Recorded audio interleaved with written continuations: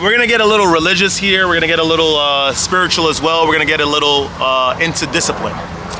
There's a story, and we all know it, of a man that was born unto a woman, just a woman, that was born under the North Star, given gifts by 3 kings, and he died at 33. He was crucified at 33 years old.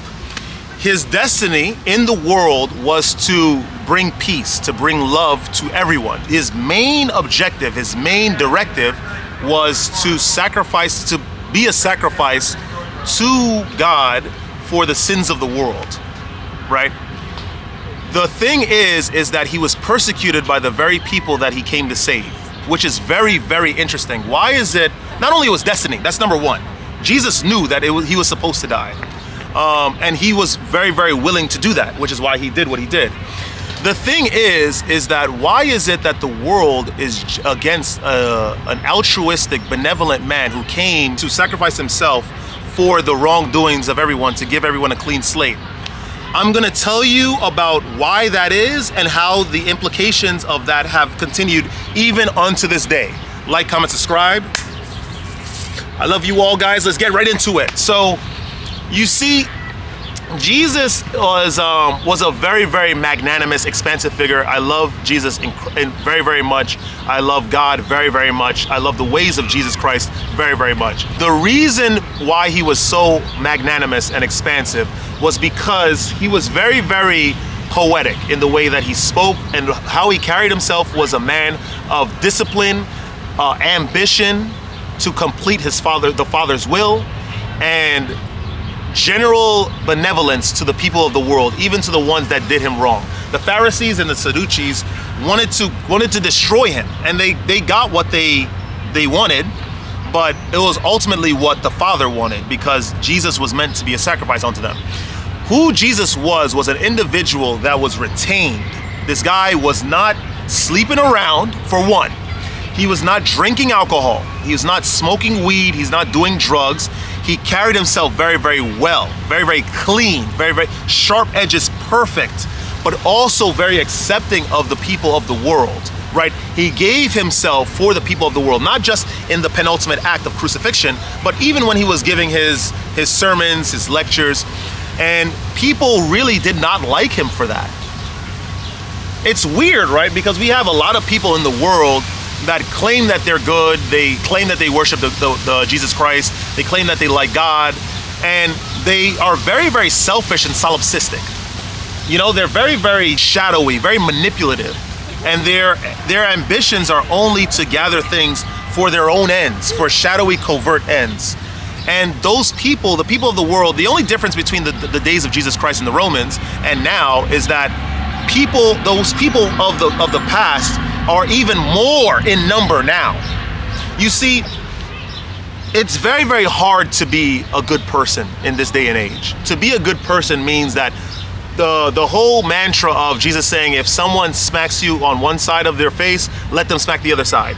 If you allow that in this day and age, which you're supposed to some degree, you're gonna get slapped up, haymakered all the way, because the people of the world are angry. They're very, very selfish. It doesn't matter where they're from. It doesn't matter what age group they're in. They're manipulative, shadowy, clandestine. They've given themselves up to a dark, shadowy force for material ends. Remember, Ephesians talks about in the New Testament, that I always quote that, for we wrestle not with flesh and blood any longer, but we wrestle with dark, shadowy forces, principalities, and spiritual wickedness in high places. The people of the world, it doesn't matter what culture they're from, it really doesn't matter what race they're from, it doesn't matter how they carry themselves, if they trim their nails, if they go to Pilates every other day, they're taken on to darkness and evil. Ultimately, they're very manipulative. They will take everything from you if you allow it. That's what they do. This is the people of the world. Doesn't matter where they're from, and I keep reiterating this because I need you guys to truly understand this. Your family, most likely, even if they grew up in the church, they might be pastors or priests, they are still, unless they're doing any spiritual work, if they understand anything about semen retention, spiritual isolation, complete renunciation and austerity measures for the kingdom of heaven, for a higher purpose, if they don't understand any of that, They're of the world, unwillingly and unknowingly doing Satan's work. And that's really the truth. It has always been the truth and always will be the truth. You guys need to understand this. I'm gonna speak about my personal experience here. Like I said in a couple videos before, I used to be very, very of the world. I used to, even though I was by myself and did a lot of things on my own, I still craved some sort of satisfaction and understanding and acknowledgement from the world. I wanted to be accepted in their ways. I wanted to be, accepted in their traditions. I wanted to understand them. I wanted them to understand me. But like in the beginning of this year, we're in June now. We're in June 20th, just to be exact. In the beginning of this year, even late last year, a lot of things started happening. Like I've started to get these dreams and visions and this deep understanding, because I used to never really listen to my dreams. That's just a thing. I used to listen to Jungian psychology, Freudian psychology. Dreams are just a manifestation of something reflexive, all physical. There's nothing spiritual, nothing real. And then I started to see a lot of these things manifest in real life. I started to truly understand the words of Jesus Christ, the words of the prophets that came before, the words ultimately of God. And I realized also that I have a lot of spiritual energy. I have a lot of sexual energy. And it's not to the ways of, I feel horny all the time and I want to satisfy my lusts. No, I have a lot of creative energy because it comes from sexual energy. It's the same source. And I've always transmuted this energy. I've always done the refinement work. I've stayed away from alcohol, liquor, hooking up, drugs, all that stuff for a decade and change. And to give yourself to the world with this work, knowing that the people of the world do not care about themselves in the same fashion or hold themselves to a high standard or praise a God, a monotheistic God, or even keep the precepts of that monotheistic God, is absolute delusion on your end. The people of the world are sinful generally, and they actively seek to perpetuate their sin. They seek manipulation, and that's them, and you do not judge them. It's not in your place. That's the way things are, and it has always been this way. Understand this. How I've learned to carry myself further is that I can love the people of the world, but I don't have to walk with them. I don't have to go in their hangout spots. I don't have to go to their barbecues. I don't have to go to their parties. I don't have to go to their events. I don't have to do that. I don't have to have them close to my heart. I have to have them close in your space, because let's get metaphysical here. When you build your aura, when you bolster your energy, when you cultivate that, transmute that spiritual energy due to sexual discipline, due to being chaste of mind, circumcision of mind, when you've stayed away from the evil things of the world, when you're not seeking vengeance, when you're not seeking hate, you start to build up this very, very strong, very reinforced spiritual energy that people are going to just be close to you and take the energy from you. You realize when you hang out with people, when you're like next to people, you're walking with people, they do this stuff. They take that energy from you, and that shine that's coming from them is not from them, because they don't do the work. They live however they want to live, but they're taking and siphoning that energy from you, which is what my complete understanding of that process, that metaphysical process, led me to the next step, that I started to be retrospective. I just started to think in retrospect, of how my family has treated me, how all my friends have treated me, how the people that I've met treated me. And it was all of a manipulative, shadowy nature. They knew I had energy. I walk into a space, I'm noticed, and people ask questions. It's a feeling, it's a pressure akin to like gravity or orbit with planets with a lot of mass. It's the same physical laws that the planets follow, and the physical laws that we follow here on Earth are the same things that sort of translate metaphysically in regard to your energy. And I realized that my family used a lot of my energy. They used, when I felt too exalted, too happy, too euphoric, they always used to send snidey comments or change their body language unknowingly and knowingly to try to knock me down, to try to take my energy from me, to try to make me feel less. And because remember, the only way your energy gets lowered is if you're complicit in the methods that the enemy and the external is using to take away that energy. You need to have a belief in God, and so you keep that armor on you, so you understand and you perceive and you defend against the ways of the enemy. That's how it works. And I've started to get into that way and I cut off all of my friends. I cut off all my family. I don't answer any of their texts, any of their messages. I blocked a lot of people because I realized that I don't have to give this energy. I will not be complicit in the ways of the world any longer. I will not give them what they seek. I will not do as they ask. I will not pretend to be a certain way when my soul has been crafted to be a completely different animal, to be a completely different being. Semen retention has always been my way. For the last 10 years, I've been on this practice of semen retention, off and on. I got into some sinful acts, but then I got out of it, got back into it, and I got out of it, right? I've always sought discipline to cultivate and subjugate the self. I've always chased this, always. And so this whole cutting off and marginalization from society, this isolation from society ordained by God, I am not angry or sad at it at all, because I understand that this was the natural route anyway. This was already destiny. And so I accept their ways. I mean, I accept who they are, but I will not accept their ways onto me. I will not be with them. I will not walk with them. If that includes my blood, then it's so be it. And I'm gonna tell you guys, the longer you are on semen retention, the celibacy, when you're staying away from all the sin of the world, it doesn't matter if they look like you. We need to get this delusion out of our heads. The cultures, and people are gonna be like that because cultures are gonna stay with their own cultures. That's what they do. That's what the people of the world do. You look like me, you speak like me, we're gonna be together. And that's natural. But you need, as you ascend on semen retention, as you understand more about God, about Jesus Christ, about faith, right? And what they're actually trying to tell us about peace of the self, and of course, as an extension, the world around you. You're gonna realize it doesn't matter if they look like you.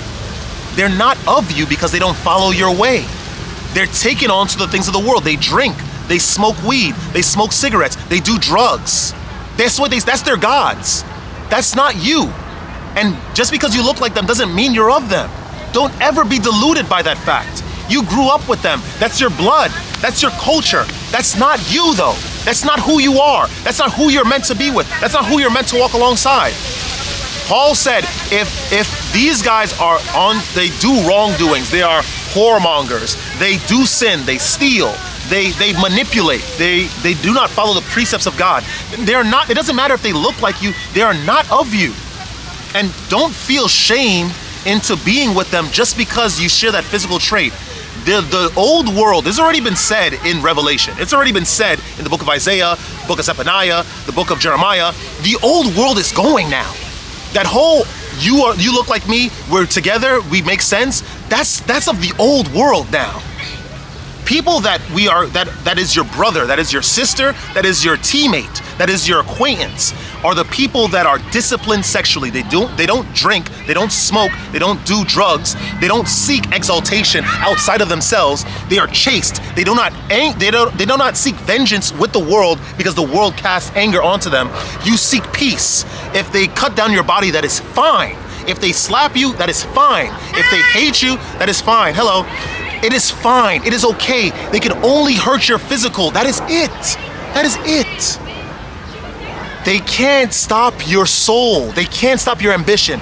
The people that you will connect with now in the new world that is to come, it was said in Revelation, there'll be no more weeping, there'll be no more crying, no more pain, because the former things have faded away.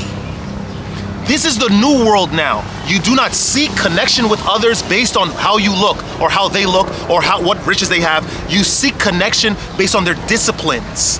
Do they love God? Have they been through spiritual isolation? Do they drink? Do they smoke? Do they hook up? Do they seek anger against the world for no reason? Have they not explored the corridors of the self in order for enlightenment, personal enlightenment? Do they not seek exaltation spiritually or religiously over the people of the world that have not reached that level of understanding yet? You have to seek these people as a hawk seeks prey. I'm telling you. As Jesus said, be wise as serpents, be as innocent as doves. We walk through this world renewed, looking for people like us to walk with us. If they persecute us, that is fine. If they hate you, that is fine. If you are alone, that is fine. If you're cut off from your parents, if you're cut off from your family, that is fine. It was destiny and it's meant for you to evolve You're not meant to be of the former things anymore. I gotta get the heck out of here because I have to get to work.